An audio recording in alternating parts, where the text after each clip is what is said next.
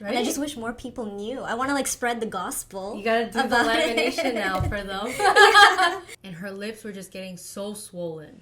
Like huge. Like they blew up. And I was like panicking. I was like, oh my god, like what's happening? And you were alone? Brows, for example, when people are like, I want 100% symmetrical brows. To me, that's like a red flag. Right off the bat. Yeah. Does anyone ever ask you for like nude lip? Sometimes, yeah. Sometimes they want nude, and I.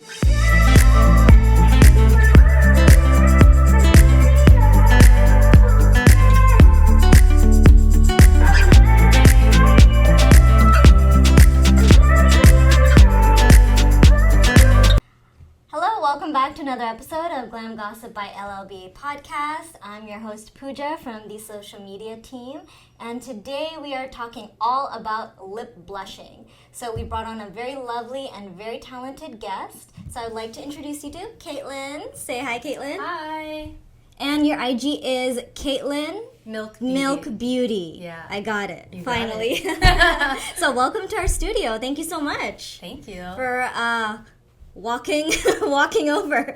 She's very close. That's why I'm close by. So we love having you here, and we're gonna talk to you today about lip blushing. So I want you to introduce yourself to our audience. So Caitlynn, you're a PMU, and you focus on brows and lip blushing. But tell us specifically what you do. So I focus on natural beauty. I like to focus on lips, eyeliner, and eyebrows. I originally got into the trade by doing just eyebrows, and I was finding that there was a market to do also like other face tattoos as well. So that's when I started to learn doing the eyeliner and then lips. And then lips actually became one of my specialties. So I'm specialized in it because I like to do the natural style. It looks really good. Like the way you do it, if you guys want to check out her Instagram, like you do it so flawlessly. Because I think people have this misconception about lip tattoo, lip blushing, that it's going to look tacky, it's going to look too much, it's gonna age you or something like that. But the way you do it, it looks so nice and it's like so pretty. And it just kind of enhances what the person, as you said, naturally has. If they have like any discoloration or asymmetry, you can kind of like tweak those little things, and I think that makes like a big difference to a person's self-confidence, right? Definitely. And so you do brows too, but you told me that you don't do microblading, interestingly enough. I personally don't do microblading. Originally when I started learning how to do eyebrows, I was learning microblading, and I was starting to notice a lot of the people coming back had really blurred results. So the way that I was taught was to go over the same stroke multiple times. And then what I found later on was that's the reason why it was healing so thick and not like crispy hair strokes. I later learned that you can do it effectively, like really nice and crisp. Like there are artists out there who do specialize in it. Unfortunately, I moved away from it before I learned that it is possible. So I don't do that anymore. I just focus on using my tattoo machine, and then I can use that for all of my work. So you do like, what does that allow you to do? Like nano brow or powder brow? I'm learning how to do nano brow right now, but I do powder brow, lash line enhancement, which is just like a really thin tattoo that goes just between the eyelashes. It just gives like the illusion of a denser. So it doesn't go on top? No, it doesn't go on top. It goes inside. Just in between the eyelashes. I originally learned how to do the like wing liner that sits on top of the lashes, but I find that the skin is very thin on the eyelid, so it is permanent. It's not semi-permanent, and with time, it just ages poorly. You know, as we get older, our skin starts sagging, and then, it kind of gives you like a droopy eye. You can remove it, but it's quite intensive, and I just wanted to avoid all that altogether. Okay. Yeah. So with the other technique, lash line enhancement, it just like opens up your eye, it defines it nicely. When your eye is closed, you don't see it, and when it's open, it just like looks like you have like a denser, thicker lash line. Very pretty. Nice. Yeah, and no I feel like needed. Yeah, and it looks good on everybody. Definitely. Nice. So tell us a bit more maybe about your professional background. Like, how did you get started in beauty? Did you, were you brought up to be a doctor, lawyer, engineer, and, No doctor, lawyer, engineer. I was always interested in the beauty industry, and I actually got my own eyebrows microbladed, and I was like, this is it. I need to do this for everybody because I love the way it, like, changed my eyebrows. Like, it helped fill in the spots that, like, didn't grow back from all the over plucking, Can I ask, are your brows microbladed right now? Oh my god, they look so natural. I swear, it looks like you just have, like, a bit of makeup. Yeah, so that's why I was like, having this done, like, this same technique, I was like, I need to do this for everybody. Yeah. I feel the same way. I recently got like a brow lamination, and I feel like my whole face has changed. Right? And I just wish more people knew. I want to like spread the gospel. You gotta do the lamination now for them. And now I'm kind of addicted, so hopefully that's how mine started. My eyebrows don't fall off. And then it started from brows, and then it went to eyeliner, and then lips, and then here I am. Have you ever tried the lip blush on yourself? No, I want to, but I don't know. I need to just do it, I guess. You know what you're doing? Just try the beauty stuff for everybody else. You don't make time for yourself. That's very true. Yeah. So sorry. Yeah, I think I changed the topic. Going back to your professional background, tell us about how you got started. So you said you were always interested in the beauty industry. You got your brows laminated. That really inspired you. But how did you really make that decision to kind of pursue this as a career path and not just a hobby or something that you enjoyed? I honestly, like, it changed. I was just so happy with the results. I'm like, I need to do this for everybody. So then I invested in a course for microblading. I got started with that, and then microblading turned into powder brow course, and then I just kept taking courses. Okay. And continuously, I still take courses. Oh, awesome. Because actually my next question was going to be about your training and education and development. So do you want us to tell us a little bit more in detail about what was the process to, get certified, to start learning? What do you want to keep learning? How long is it going to take you? Like, where do you want to be? And maybe you can talk a little bit about the importance of education and training. Because we also have a learning academy as well. We are not offering PMU just yet, but, hopefully one day that will be down the line. Yeah, that'd be... And if you ever want to learn lashes, hey... I know where to go. Can hook you up. Learning definitely is very important to me. And education... it's definitely needed, especially in the work that I do. Unfortunately, it's not licensed, so anybody can really do permanent makeup. You don't really need to be certified by anybody specific. I did my research and I went to reputable academies, people that actually have proper training, that can teach you about how to use the right equipment, because we are dealing with blood. And there's bloodborne illnesses and diseases that people carry and can be spread from person to person. So it's very important to make sure you learn properly, because I have seen people, trainers and people who are looking to certify people, that don't properly wrap their machines, don't use the right cartridges, or they buy equipment or cartridges from like AliExpress, and certain cartridges, they don't have safety membranes in them. And when people are tattooing, the bodily fluids can spread from one person to another. So having that knowledge from going to like reputable school did help me with my career. Yeah. Oh, wow. And I think that's what a lot of people might not realize, that it is a tattoo. So you need the same amount of training and knowledge as would any tattoo artist. Yeah. Oh, yeah. So hopefully one day in Canada it can be regulated more, but right now, like, anybody can get certified. Okay, so that's a good thing and a bad thing. Yeah, I can see the pros and cons too. So, what have been some of the challenges or obstacles that you faced in your journey getting started? Maybe specifically even with lip blushing, because we know that the market for brows is always going to be high. Women are very particular about our brows, but not many people know about lip blushing, and that's kind of like your niche. Yeah, one of the biggest challenges is I'd say a few of the courses I took, they don't really go into depth too much. They just kind of teach you the basics. They're like, you already know how to hold the machine. Here you go. You know what to do. And it's just like, lips are very different from the rest of the skin because the skin is thinner. They're more, like, you can move them around easier, so you need to know how to, like, hold them in order to get the right position to have the proper depth with your machine. So I feel like that was one of the challenges. It was mostly like I felt I had to take on a lot of models on my own time to really feel the way that the machine was working onto the lips. So it was like I was kind of like teaching myself based on like some of my knowledge that I had previously. So with brows, I feel like, yeah, that was my biggest challenge.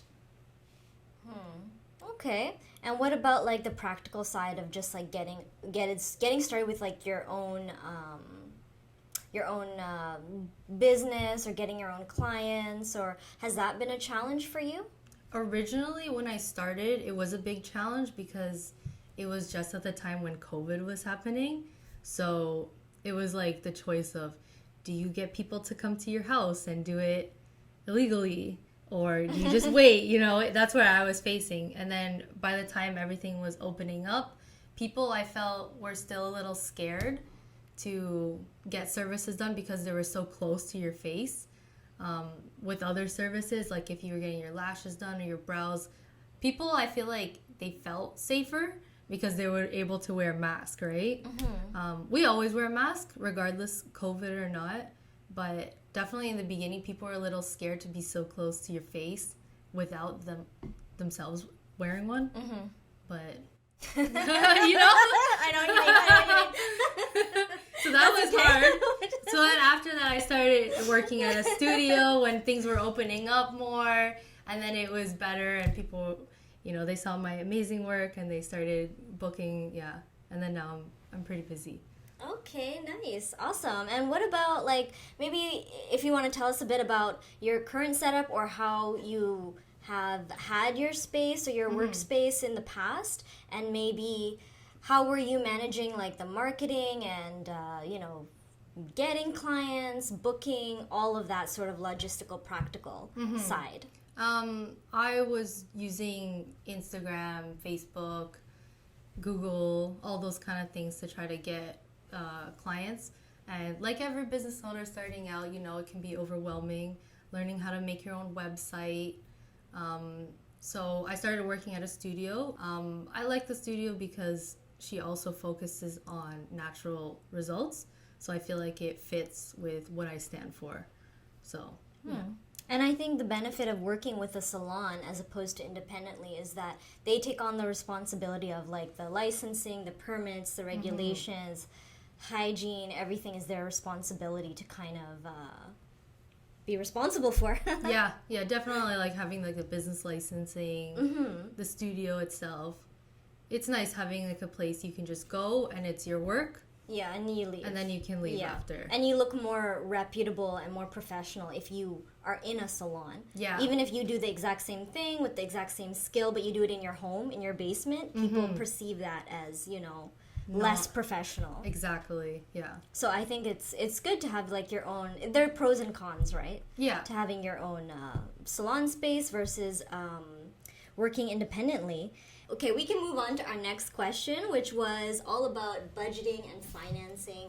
For beauty professionals, especially if you're just starting off, they might feel a little bit lost, overwhelmed. They might not know, okay, do I have enough money? What was it like starting off your first initial investment, getting your equipment? Like, what was your whole situation then, financially, in terms of your business? I feel like right off the bat, it's not too bad, because they give you a lot of stuff with your courses. So you can do like some models without having too much extra things. But I feel like I'm a very like perfectionist person. So I felt like I needed more things. I wanted like things to make my clients comfortable. So I wanted to make sure I had a comfortable bed and a better lighting thing. The aesthetic, right? The whole setting, like you're saying, like if a client's just coming to you in your basement, you want to make it be like, wow, this isn't a basement. It's more like a studio. So I felt like I had to invest a lot to get that aesthetic. But overall, it wasn't too bad, I must say. Would you, because you mentioned you went to a reputable place, so does that mean you, to get trained and certified, does that mean you would not recommend going to a place that's maybe like people associate less credible with like more affordable? Would you say that's correct or like? It all depends, to be honest, right? Because there could be somebody who is reputable but maybe doesn't know their worth yet, and they are training people. It's so hard to say. I'd have to see like what are they offering in order to say like is it worth it or not. One thing though, in the beauty industry, unfortunately, there's a lot of like fast courses that they try to get you in for like 2 or 3 days, and you pay a lot of money, like thousands of dollars, and then they're just like, okay, bye. Do you think you need to invest that much in your education in the beginning? Like I don't think thousands and necessarily thousands? you need to. No, it's just more, I feel like I wish there was more schools that had more hands-on time with you, right? Because a lot of it's like, this is what you do, okay, now go practice. But like in theory, it makes sense, but also it's like you need to have somebody there like showing you and like correcting you, I feel like, rather than just a weekend class. Because especially if it's a big beginner and they don't know anything about the industry, and it's just like information overload, right? Because you learn about hygiene, safety, colors, how to use your tools and your equipment, and the actual tattooing process, and you're nervous and you're scared, right? So what would you say, what do you think you wish you were taught or you wish you knew before you started lip blushing that maybe wasn't covered 100% in your courses? Because we all know, like, it doesn't matter like how good your education, your training is, there's always going to be something that you missed or something new that comes up or something that you just learn while you're doing it. Like, you just learn by practicing when the situation comes up. I wish, honestly, there was just longer, because as you work on people, those questions will come up based on like each individual scenario, and then having your teacher or your mentor or somebody with you in that moment to help you when you're like stuck is like the best. Because when you're alone and something's happening, you're like, oh shit, what do I do? You know, you're like panicking inside, your hands are sweating. Have you ever been in a situation like that? Do you want to maybe tell us a bit about it briefly if you feel comfortable? Oh yeah, I was working on a client and I was doing lip blushing on her. This was when I was like first starting doing my own models, and the pigment, it just wasn't implanting due to like, I don't know, at the time I was probably not stretching enough or the improper depth. And her lips were just getting so swollen, like huge, like they blew up, and I was like panicking. I was like, oh my god, like what's happening? You were alone? I was alone with her, and I was just like, what am I doing to this client? And I was just like kind of like putting some ice and just like playing it off, like, okay, I'm just gonna like, this is normal. Yeah, you know, we're just gonna let it like calm down a little bit. And I'm like messaging one of my trainers, and I'm like, I need your help right now. Like, is this normal? And it's like, they're obviously like, you can't expect them to answer you right away, right? But when you're in that situation, you're like, you need someone to help you, right? And eventually I just had to like tell her to go on with her day, and like we'd have to continue after the swelling went down. Oh really? Yeah, because like I didn't know what was I doing, if I was gonna make it worse. I didn't want to like hurt her. Yeah, maybe she was having like some kind of reaction or something. And she was super understanding, thank God. But what happened with that situation? It went down, and then like she came back a few months later when I learned more about the like what was happening. And then when she came back, it was okay, and it was perfect, and her lips weren't that like crazy swollen. It is normal though for the lips to swell during it. They can swell quite large, but I feel like this was like excessively swollen. Oh no. But having a teacher or mentor there, like, you know, with you, would have been nice to help, like, reassure or correct what you're doing, you know. So were you in a salon in that situation? I was doing it at home. Oh my god, yeah, that's even more scary. It was terrifying. I was like, never again, please. Yeah. Wow. And any other like scary stories? Not that scary, I can think but of. like funny, interesting, Not off the top of my unusual stories head. with like lip blushing or even brow tattooing. You mentioned like you have a lot of clients. Sometimes it's difficult to manage because you know how we women are. We're very particular. We want our brows to look perfect, lips to look perfect. So you have those clients who are like very particular. They have this fantasy in their head of what they want. How do you manage like their expectations sometimes? Because like with lips, as you mentioned with this person, you don't always, like everyone's lips are different. Everyone's skin is different. So you don't always know, okay, how is the pigment going to look on this person in the end? Well, we always tell them, like, it's never a guarantee, first of all. Like, it's going to turn out 100% as expected because everybody's skin takes differently and there's so many factors, like how they heal. But I always try to manage your expectations going into the appointment before I actually start any of the tattooing because I feel like it's our responsibility as a professional to educate the client to know what is achievable and what's not achievable, right? Let's say for brows, for example, when people are like, I want 100% symmetrical brows, to me, that's like a red flag right off the bat because everybody's face is asymmetrical and everybody has one muscle that's stronger than the other slightly. So if it's like really out of balance, like that's not something that permanent makeup can fix. So managing the expectation ahead of time before just doing the appointment and then the client expecting to have a certain result and then getting upset after, you know, is better. Just manage it before. And then for lips, same thing. I like to always manage the expectation right off the bat, tell people it's like super natural. I like to always start a little bit less at the initial appointment because my services include a touch-up. So if we need to go more with color or they want to define something more, it's always easier to do it at the touch-up, you know. So I feel like for me, less is more. Agreed. Yeah. Does anyone ever ask you for like nude lip blush? Sometimes, yeah. Sometimes they want nude, and I explain to them like it's not gonna look good. Certain things with makeup you can do and it looks nice, but with permanent makeup it's different because the pigment goes into your skin and it kind of like becomes your skin in a way. Where makeup sits on top and you can do whatever color. So I always take into consideration like the client's undertone, their lip color, you know, what's their desired goals, right? And together we come up with something that we're both happy with. Wonderful. So thank you so much, Caitlynn. You've been so lovely throughout this whole podcast. It's been so nice talking to you. We're almost done. I just have one more question for you. Do you have any advice for any aspiring permanent makeup artists, especially if they want to get into lip blushing? Yeah, definitely practice a lot.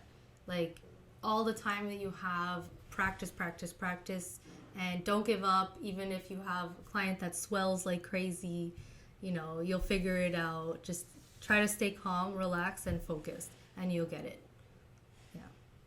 Okay, nice. Thank you so much. And if you want to follow Caitlynn and her journey and follow the work that she does, all of her social media links, her platforms, everything will be listed for you. And thank you so much for watching this episode of Glam Gossip by LLBA Podcast. Please let us know if there's any other topics you want us to cover. And don't forget, we do have the best lash and beauty supplies over at LLBAprofessional.com. We also sell lip blushing and brow PMU pigments as well. Yeah, so thank you so much, Caitlynn. And thank you guys for watching. Until next time, bye. Bye. And we are back again today with another episode of Glam Gossip. Okay, let me start again. I always feel like I always have the most interesting thing to say in my head, and then I just always forget it.